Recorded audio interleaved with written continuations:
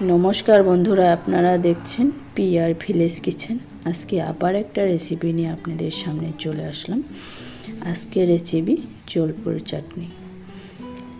जलपैर दिने चाटनी ना थाकले कि हय, जलपैर गुलोके एइभावे केटे नियेछि देखुन। और एखाने नियेछि 3टे काँचा लंका, चिनी और गुड़।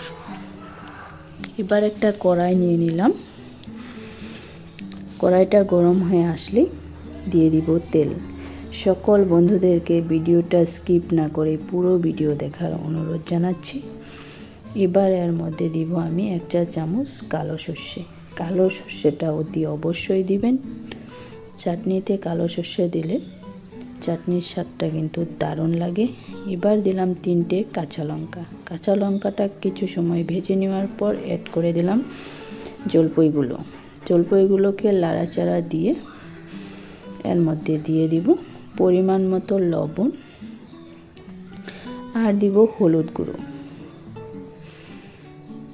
এর মধ্যে কোনো মশলা আমি ব্যবহার করিনি।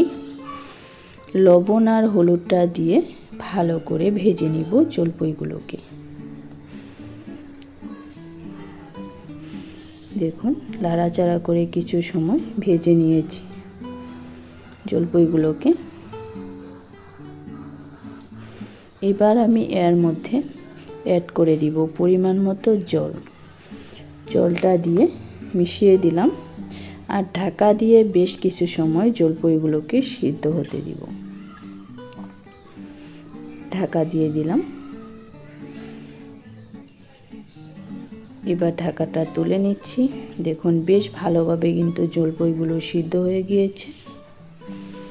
এবার খুন্তির সাহায্যে জলপাইগুলোকে একটু ঘেটে নিচ্ছি। দেখুন কত সুন্দরভাবে সিদ্ধ হয়ে গিয়েছে। এবার ঘেটে নিয়ে এর মধ্যে অ্যাড করে দিচ্ছি চিনি আর গুড়।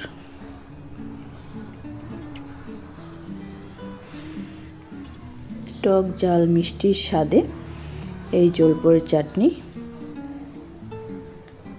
খেতে কিন্তু দারুণ লাগে। অবশ্যই একবার আপনারা এভাবে ট্রাই করবেন, আশা করছি ভালো লাগবে। আজকে যারা আমার ভিডিও নতুন দেখছেন, নতুন বন্ধুদেরকে বলছি ভিডিওটা দেখে যদি ভালো লাগে লাইক কমেন্ট করার সাথে চ্যানেলটাকেও সাবস্ক্রাইব করে নেবেন।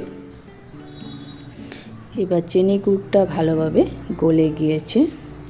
চাটনির কালারও কিন্তু চেঞ্জ হয়ে গিয়েছে।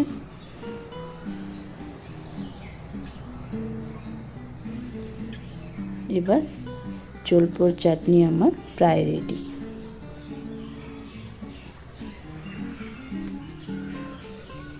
এবার আমি গ্যাসটা অফ করে দিব। সব সময় সঙ্গে থাকা সকল বন্ধুদেরকে অনেক অনেক ধন্যবাদ জানাই। আজকের ভিডিও আমি এখানেই শেষ করছি।